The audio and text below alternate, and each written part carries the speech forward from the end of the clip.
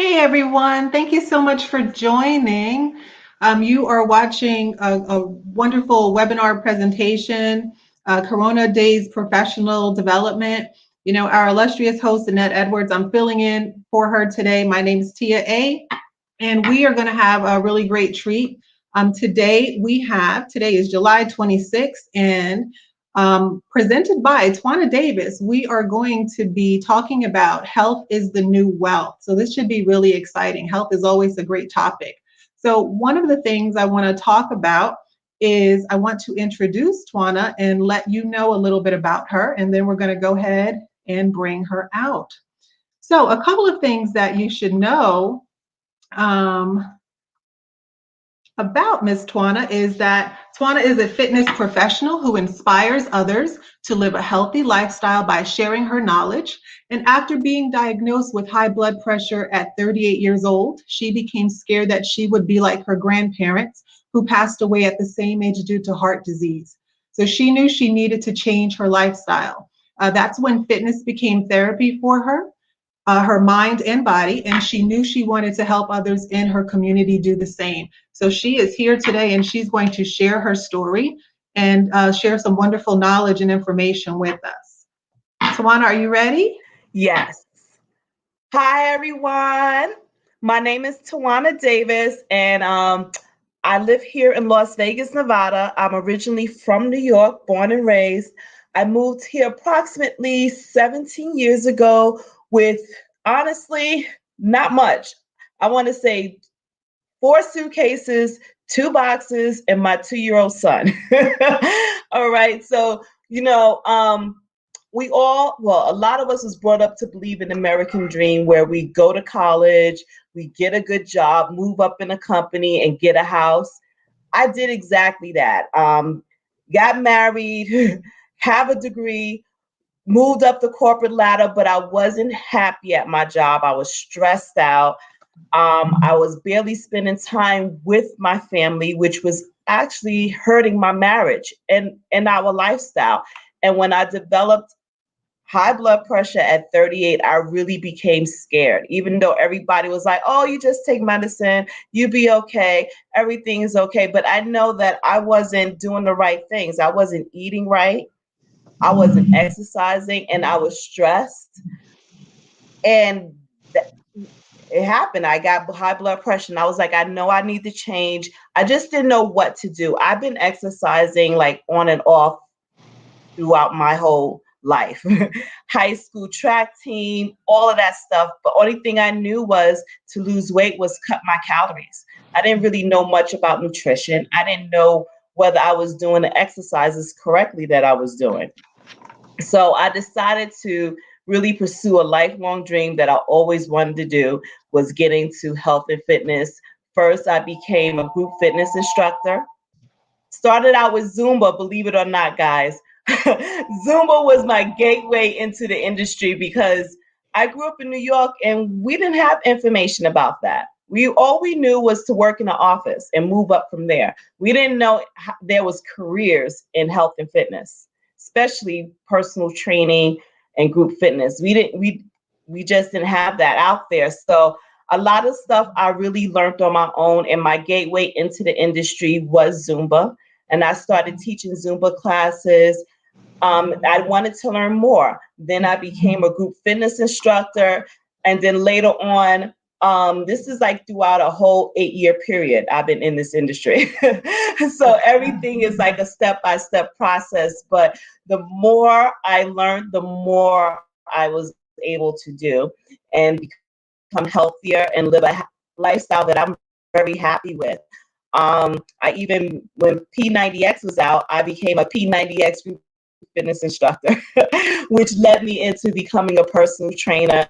And right now, I teach group fitness classes still. I teach Zumba, Aqua Zumba, a senior class called Forever Fit, and I do one-on-one training with clients. For the clients that don't like to go to group fitness classes, or they need help with other things like form, or they need advice on nutrition. Um, but they want that one-on-one because they don't feel comfortable being in group fitness classes, and that's where I step in to help those people out. Also, let me see. Now, reason why also I decided to help people, I'm looking at my notes, guys, so give me a second, is because a lot of us, and if you notice throughout the whole coronavirus, a lot of people of color, to be honest with you, were at risk of getting sick and getting the virus because of underlying diseases like chronic diseases like high blood pressure, obesity, diabetes. All of that could have been prevented. Not really prevented, but it kind of would have lowered their risk of dying from the coronavirus or getting it very severely if they change certain habits. And basically, that's nutrition. Nutrition, which is 80% of the process of getting healthy, losing weight, and exercising, being active. So I really believe that this career path, even though it's not promoted as a good career, a lot of people believe that you don't need a good education to have this career because you can get into it without having a degree. But I have a degree, and there's a lot of people that do. It is a good career path. You just have to know the steps to get into the door because it's really not that easy. But once you learn how to get into the door, it is a very rewarding career that can help you and you can help other people become healthier. Now, I was wondering if anybody have any questions so far?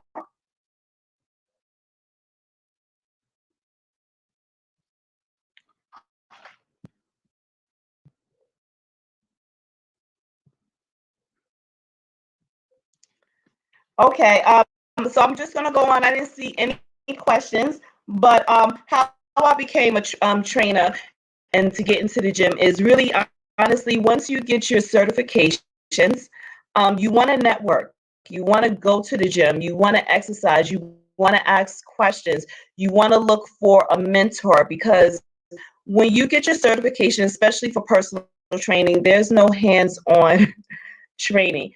So that's something you have to learn on your own.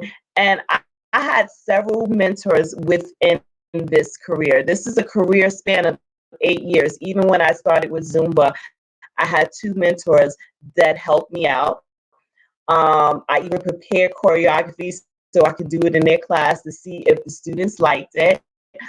And when I moved and when I got my group fitness certification, there was a lot of people in that class with me that were already friends.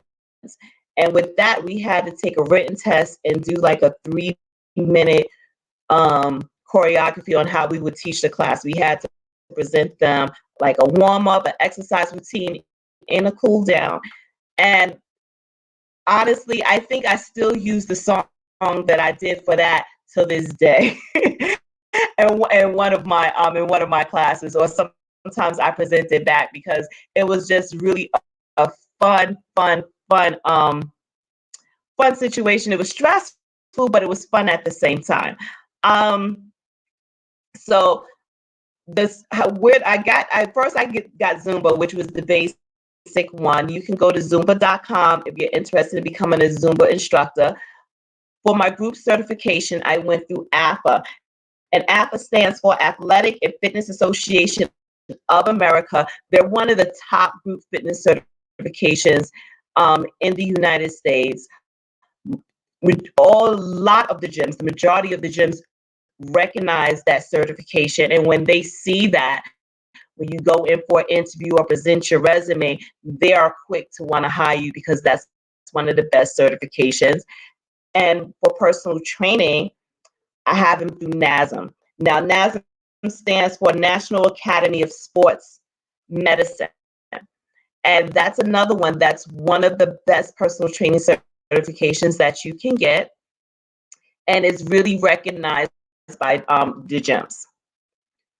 For the hands-on training, honestly, is kind of like a lot of the companies. They kind of throw you into the mix and you have to basically remember your training. Remember everything that you learned from your certifications and apply it. At first, it's difficult, but after a while, you get used to it. And then after a while, you start making a difference, and the main thing with clients is you have to coach them on nutrition because exercise is only 30% of the process. So if they're exercising with you and they're not losing weight, is most definitely their nutrition, and they must be coached to understand how to calculate their intake calories. You want to make sure you add a calorie deficient. You also want to make sure that their food that they're eating is nutritious for them and good for them. So a lot of people don't realize a lot of the processed food that they're eating on the go is really hazard to their health. Now the last thing I'm going to talk about is the career opportunities in fitness.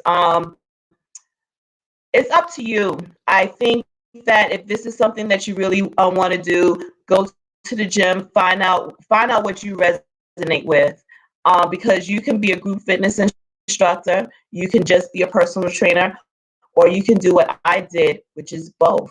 Now I'm just going on to a new level in my life, whereas I became a wellness coach because I noticed throughout my career as a group fitness instructor and personal trainer that a lot of people come in and exercise, but they wasn't focusing on their nutrition. And I want to be the one that can teach them how to live a healthy lifestyle with proper nutrition that tastes good, because eating good doesn't have to be nasty, right? Doesn't have to be plain or bland. So I'm moving on to the next phase in my career by being a wellness coach, whereas I educate people on the right foods to eat. And I'm still going to help them out with their fitness, because you still need to be active. You can't just sit on your butt, eat right, and think that you can't move. Moving does help you with your muscles and your bones, bone density, especially as we get older. So the career opportunities that you can have with either group or personal training or wellness certification is you could be a group fitness instructor, a personal trainer, a wellness coach. You can even move up the ladder at the gym as a gym manager, director, VP, if that's what you choose, or you can be an entrepreneur. And that's where I'm at in my phase of my career, is I'm leaning towards becoming an entrepreneur, because I want to be able to, I feel I can help people better that way. And also I need more control of my time because I still have a family. You can go into sales. If you like fitness, but you don't like training people, but you want to write about it, you can be a fitness writer. You can write in magazines, blogs. It's just so many aspects. You can be a fitness model if you're have that muscle definition. You can even go into medical fitness, and basically medical fitness is you're not going to be working with people that are that care about aesthetics. You're going to be helping people that have chronic diseases or disabilities, and most likely help them get to their weight loss goal. And I have a multiple sclerosis certification, and I haven't worked with anybody yet with multiple sclerosis, but I have worked with someone had autism. And really with this young man, and he was awesome. He listened. He did everything he had to do. It was tough in the beginning because it was a lot for him. It was a lot for him to understand. But we worked it out, and he is down like 10 pounds, and he is so happy. I mean, this man walked out the gym with his chest up high when he saw that his progress after working with me for about 5 months has really paid off. So it's really a rewarding career when you know that you have health-wise, you have changed someone's life for the better. People that have diabetes, I have one client that she will almost be out of the diabetic stage if we keep on the track that she's on. My goal in life is to make this world, make people healthier, one person at a time, if I can. That is my ultimate goal, because, like, I mean, you can have a lot of money, be unhealthy, but you're spending money on medical bills. So what's the point of stressing yourself out and not focusing on your health, and when you're focusing so much on another company and they're getting rich and you have a lot of money in your bank account, but you're spending most of it on medical bills and medicine. Health is the new wealth, guys. If you're healthy, you don't have high cost medical bills, and you don't have high cost medicine you have to take on a daily basis. So that is my motto, and I hope you guys got a lot out of this. Again, does anybody have any questions, guys? I'm waiting to see some pop through for us. And while I'm waiting, I have some questions. Got lots of questions actually, because this was really great information, right? So I want to back up a little bit. I want to go back to the beginning. You talked about how you from New York and you went like 3,000 or so miles away, right? What made you, yeah, you got to tell us what made you do that? What made you pick up with your 4 suitcases? Talk to me about that. Okay. Well, in New York, when I lived in New York, I did work. Where was I working? I was honestly working as a public school teacher when I lived in New York. My son was 2 years old, and it was at that time, it was just me and him. And I just remember living in New York, and I grew up in Lefrak City. Actually, Danette and us grew up together. And I just remember growing up and the things I went through in life, growing up in that neighborhood. And I didn't want my son to go through it. And I'm just thinking, I have an African American son, and I live in Lefrak City. And Lefrak City is, I can't say that it's hood, but it's like in between. It's a little seedy. And I know for a fact that the drug dealers recruit young black men at 12 years old to be a drug dealer. And that was not going to be my son. Right. So, right. Yes, I have family on the West Coast. I have family in California. My cousin lives in Las Vegas, and she talked me into moving out here to be with her, and we just went from there. No, that's awesome. That is a very worthy reason to move, of course, right, for the betterment of your family. And then Yes. it's such a huge difference because you're going from someplace that has all of these seasons with your cold weather and everything like that, and you're moving someplace that I believe I've never been, but isn't it kind of like it's the desert, right? If I'm not mistaken. It is the desert, and believe it or not, we do have a winter. It gets chilly where you have to wear a jacket, but also in the summers are brutal because we get that triple digit heat. Yeah. But it's different because a lot of people have a different perception of people from New York here. They never heard of the university I went to.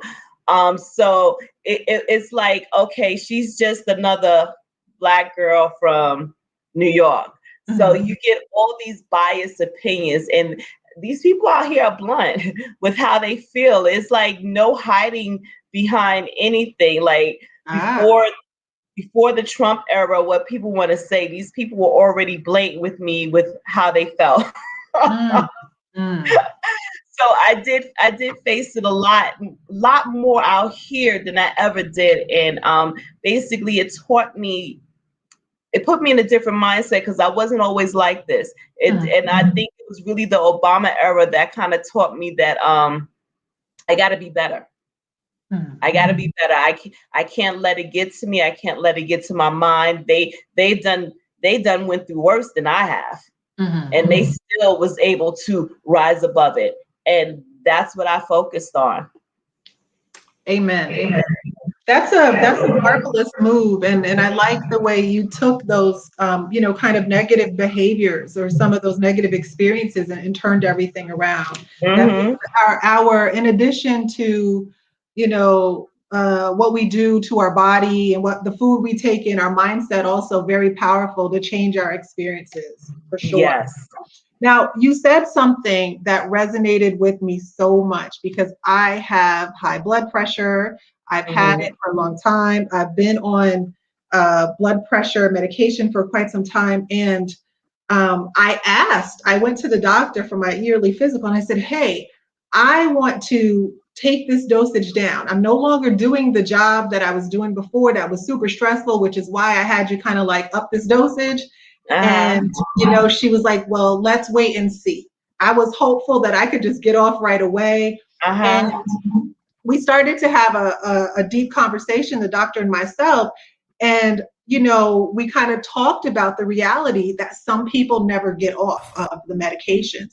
And I don't want to be one of those people. So I've Mm-hmm. changed a lot about, my diet and stuff. But what you said was when you were diagnosed with the high blood pressure, you and friends and they're like, oh, you just take this medication and you'll be okay. And I feel like in where we grow up, it's so common that that's how we look at it. We don't understand heart disease. Mm-hmm. I don't I at some point in time, heart disease was the number one killer of Black women specifically, and it probably still is. You might know better than I do, Mm-hmm. right? But I just it sat with me what you said about that because it's so true. We see our parents, our grandparents taking it. They're still fine. They're 60, 70, 80 years old. They've been taking Mm-hmm. it for 20, 30 years, but it's not okay. It's It's not. not okay to be 38 or 28, whatever it is, and have these issues. It's just not. So that really resonated with me because as a community, we don't we just don't think beyond that, unfortunately, because we see We it so don't. much. Yeah. See it so much. We think of it as the norm, and Mhm. because my grandparents had it, it was hereditary for me. So Mhm. the doctor told me, you're never going to get off of this because it runs in your family. Mhm. And he was giving me high dosages that was making me really extremely tired, Mhm. and he was giving me, I forgot the first one that he gave me, but it had really bad side effects. Mhm. Worldwide it was bad side effects. So I actually was able to get off of that one, and Mhm. I'm on a different one that my the percentage is much lower. Yeah. Yeah.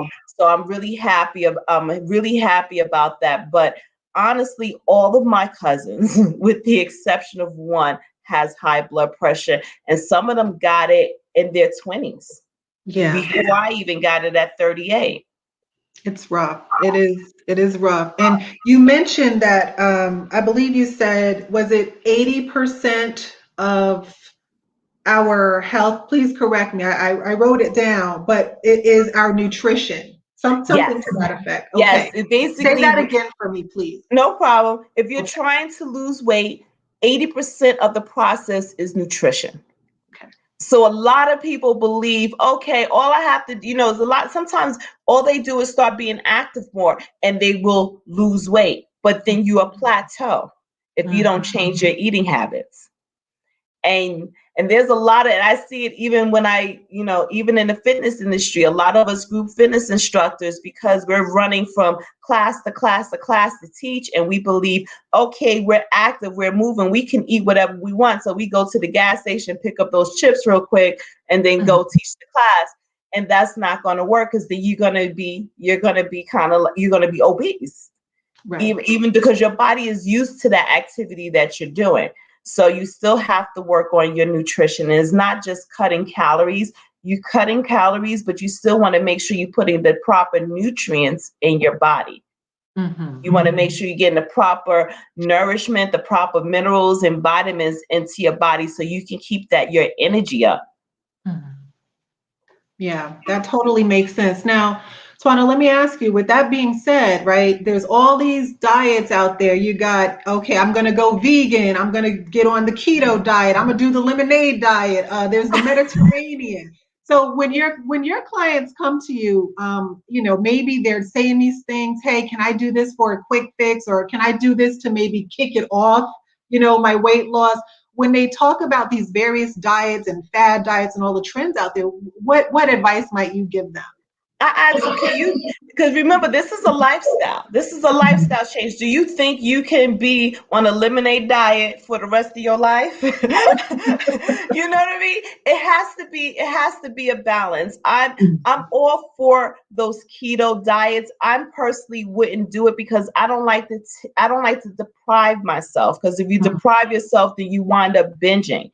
You just make sure, I tell people to make sure you have a balance.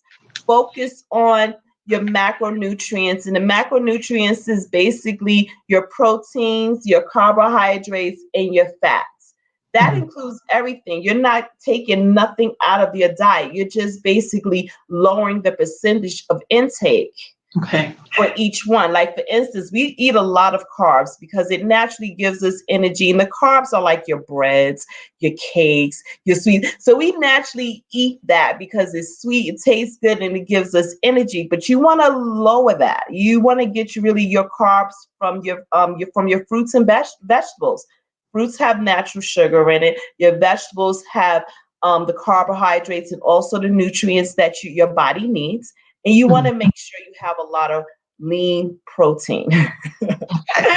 Lean protein, because protein helps you repair your muscles, and it also helps you feel fuller better.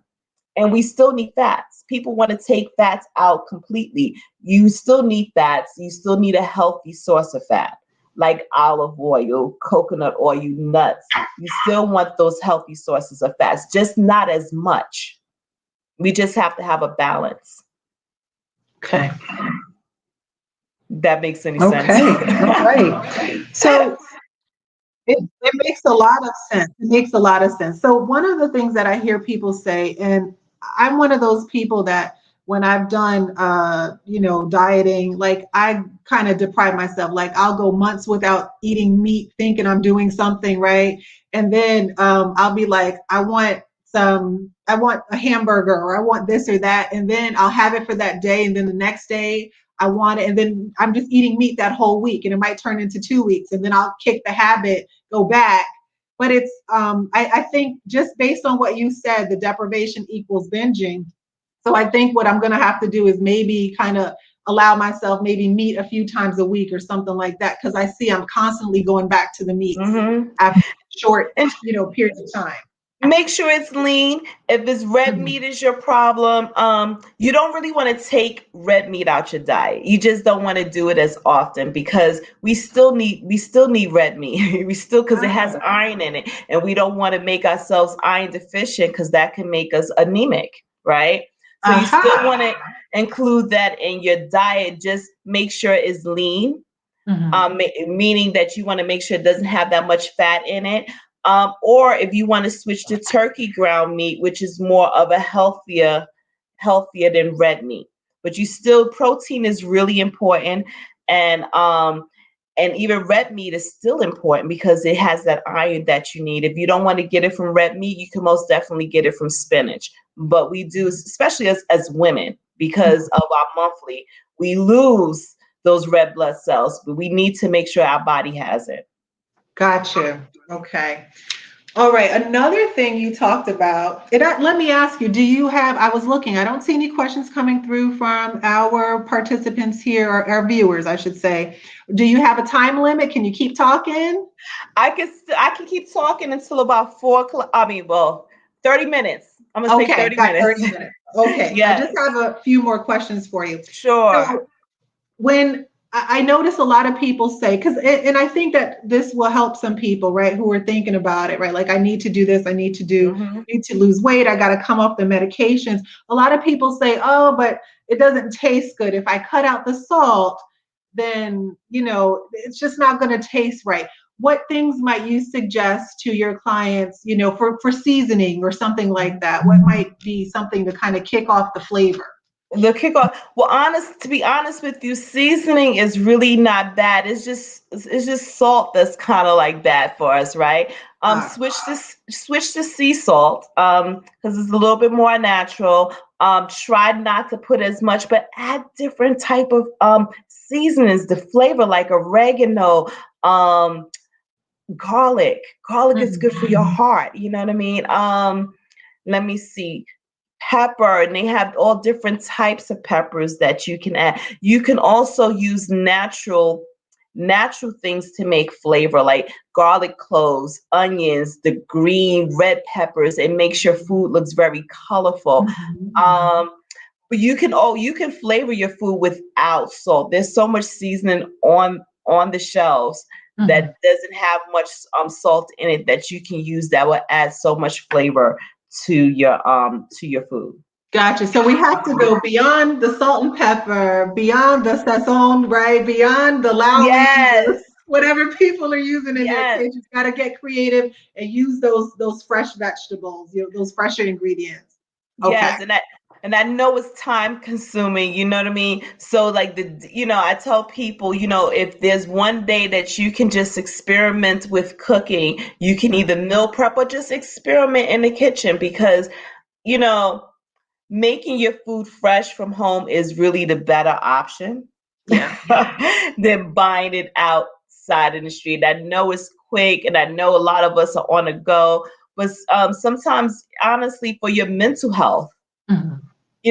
sometimes we just need to stay still or just work on something different to just get our mind off a lot of other things. True, true. So I'm going to limit myself to two questions because then we have Corona Days questions that we have to ask. And in case anyone Yay! else has some questions. So you talked about the our mental health, right? One of the things that you said early on was that, hey, I was very stressed at work. I had, this job and it was very stressful and I was bringing it into my relationship and it was impacting things. I imagine that, or maybe you can maybe talk about your own personal experience, as far as once how those relationships improved, or how you've even seen your clients relationships, if they share anything with you, improving when you start the exercise and you start the whole wellness, rituals and things like that. Is there an improvement? How long might it take, or something like that that you can share with us?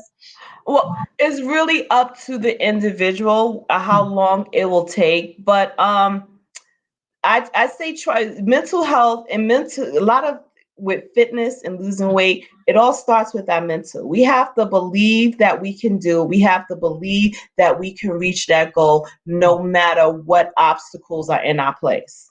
And then that's the hardest part, because we were like, oh, I don't got time. But yet and still, when we come home, we turn it on the TV. That Hmm. could be your time. You know what I mean? So you just have to basically put in your mind that this is what you're going to do. Set your mind up and do it. Meditation does work.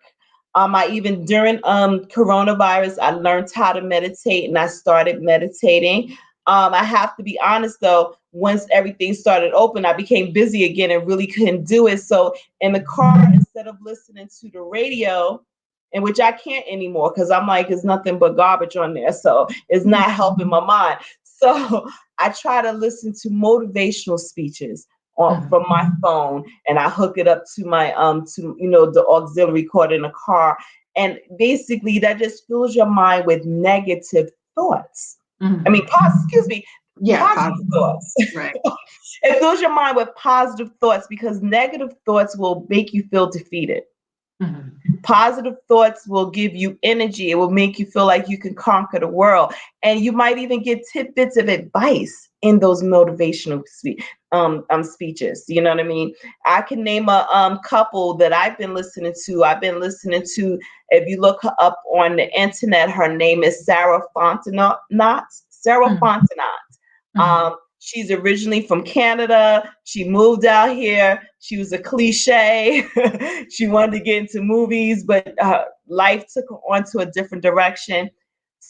She would give out good advice. Mark Hughes give out good advice. Mhm. Jim Rome, if you want to listen, you want to listen to him. Even Will Smith. Will Smith got like so many motivational speeches that is not even funny. And try to fill your mind up with something that's going to help you progress. Mm-hmm. You know what I mean? And because right, those days of just binge watching TV or just mindlessly watching sitcoms, you want to limit that. I know we all like to do it because I know I still, but limit that and basically go to the gym, join a group exercise. See if you can get a personal trainer. But if you can't afford that, group fitness is your cheaper option. You will still get a good workout and might even meet new friends. Absolutely. That's awesome. Yep. And it does, like you said, it helps you get outside and you'll meet some new people. So that's always a bonus. So really quick, the last question that I have, you mentioned that you were a school teacher and I know that you have a family. Mhm. Fitness in the school system. What, or the lack of fitness in the school system, what are kind of like your thoughts on where we are right now, or even right, because so many kids are maybe still going to be at home doing homeschooling. What are some good things that parents might be able to do, to give their kids like a more defined fitness time during the week? What are some things you might suggest? Oh, I drive my kids crazy. But yeah, because I remember when I was going to school, we went to gym every day and we had recess for like an hour. When I moved to Las Vegas, my son had gym maybe once or twice a week and they had a half an hour recess. Ah, Don't ask me how that worked. I'm like, I understand why he had so much built up energy in the classroom. Probably couldn't sit still because he didn't get it out of his system.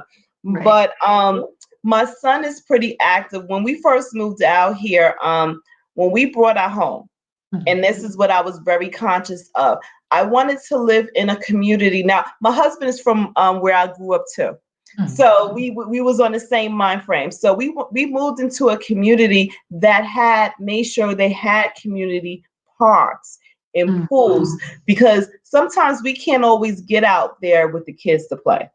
right. Okay. But we want to make sure that they're safe too. So we made sure it was within the community and that they were able to get out and play basketball, go swimming and hang out. I even had my son was part of a football team. My daughter was in cheer at one point. I basically just included those activities on my own.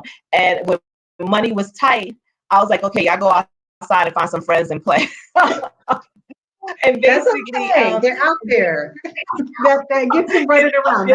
But that's the old school. That's how we grew up, right? Go play. You'll find go play, somebody go your age. You'll be outside. fine.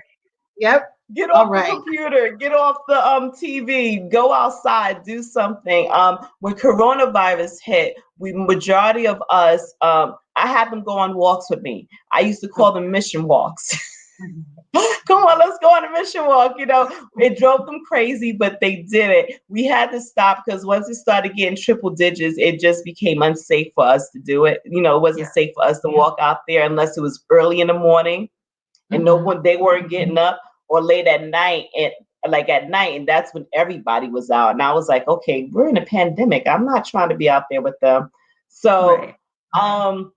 I try to get them involved in doing the exercises that I do. Sometimes it's not successful and sometimes it is. My daughter, her teacher actually had them doing, her gym teacher, she had them working out when she Okay. came online with the distance learning. Oh, that's good. That's good. Yeah. Yeah. So, and I try to implement healthy eating lifestyles, but then they get tired of me and my healthy eating. They It just want happens. some junk food. They're like, okay, we're young, we need this and stuff. But I try to limit, I really try to have them understand portion control. Yeah. And I let them have the sweets, but just not as much. Got it. Okay. Good deal. Good deal. No, those are all very helpful hints, especially because, it can be challenging with, everybody, depending on where you are. I'm in Florida and now we're like the whole Delta virus or variant is here. Yeah. So, and I know kids are really going to start going back to school here in Florida in another week or two. So everyone, depending on where you are in the country, everyone's situation is a little different. But yeah, you still have to make time for exercise and getting your mind right. Absolutely. Yes. All right. Well, listen, I want to be mindful of your time, ma'am. So what I'm going to do, I'm going to ask you our CDPD questions, but first I'm going to read CDPD's mission. And Okay. CDPD's mission is to increase marginalized and BIPOC groups' access to employment opportunities and representation in the workplace by providing our members with free training, mentorship, and other resources. CDPD was created in response to record unemployment and underemployment rates stemming from the COVID-19 pandemic in 2020.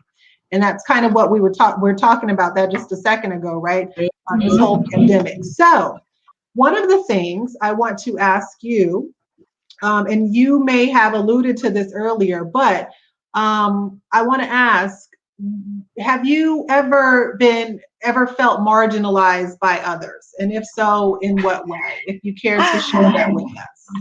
I'm really going to use my gym experience because right now I'm in a transition to go totally into entrepreneurship, but I totally felt marginalized even trying to get into the industry when I used to audition, because they make us audition. If you're a Zumba instructor, you're auditioning to see if you're good enough to teach these group fitness classes. And I felt like I didn't have I was always getting no, but never no feedback. You know what I mean? And later on it was based on the look. I'm a Black woman with natural hair. I'm not wearing it, with permed hair, or I didn't have the look that they wanted. Even when I went back to work after the COVID, when they reopened up the gyms and stuff. Now, before then, I was always getting the senior clients or the Black clients that had attitude. Like, I wasn't able to train anybody else because they base it off of not skill, but what they feel your personality should be. So, but I still was like, I'm going to help these people because you know what? They need help. You know what I mean? I'm still going to be there for them. But when the gyms open back up here in Las Vegas anyway, we had to wear masks, but the members didn't have to wear masks. Exactly. That made me feel very uncomfortable because at that time, my husband got deployed. Like, he got deployed in February. A month later, we all got locked down because of coronavirus. So my husband was deployed throughout the whole pandemic. Practically. He was out. He was in Africa for 2 years, and I was home alone with the kids. So I didn't, even though my kids were older, I didn't want to risk me getting sick and bringing them home to them. So I did ask for a leave of absence. They didn't give it to me, so I had to resign. And in short, my manager called me a bitch because I put in my 2 weeks notice. Oh my gosh. Oh yeah. Well, I'm sure that took some wonderful wellness, memory and everything to like not respond to that. I'm sure you just put your hands in your pockets and walked away. All I could do was laugh it off because I was like, you know what? I guess I'm a bitch because I'm gonna put my family before a corporation. Right. And if that's what you want to call me, I'm gonna laugh about it. Right. So that was my attitude towards it. And when she wasn't the manager anymore and things started to, get a little bit better and we started opening up, I decided to go back to work at the gym again because that's something that I'm passionate about. When I went back, a 22-year-old was my manager, and she was only giving clients to her peers that was around her age group. So I was like, you know what? I think it's time for me to move on out and really work on becoming more of an entrepreneur. So I did deal with it, but it didn't stop me. Right. So me, that was obstacles. You wasn't going to stop me from becoming a group fitness instructor because you told me no. Because you know what? At one point, I was teaching 19 classes. So I did achieve that. You wasn't going to stop me from training people because not only did I train the people that no one else wanted, I got them results.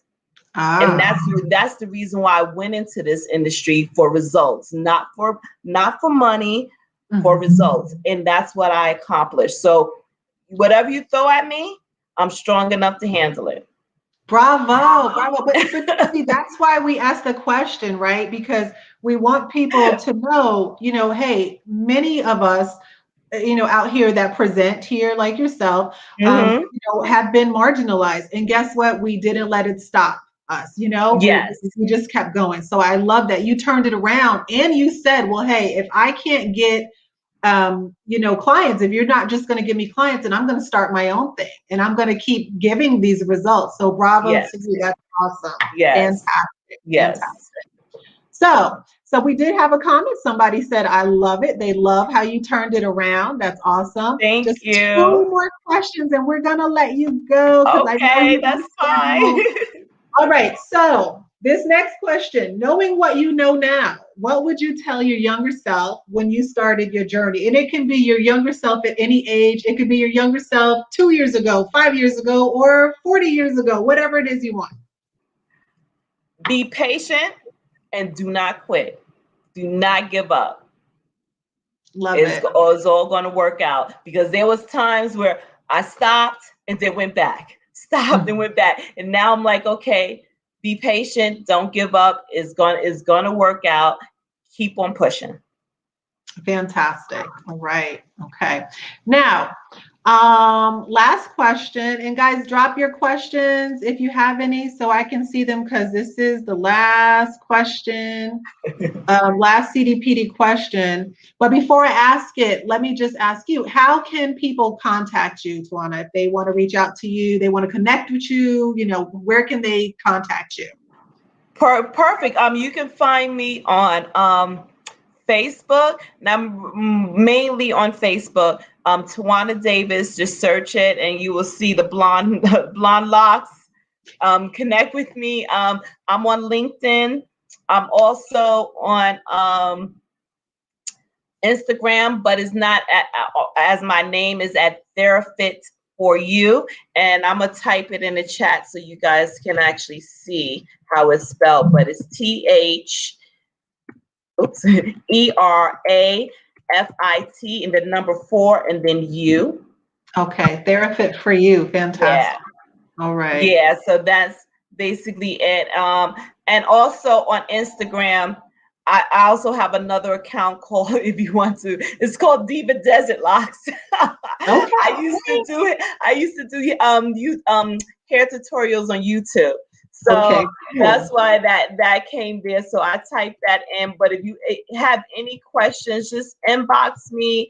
I most definitely let you talk to you guys, give you advice on how to get into the industry.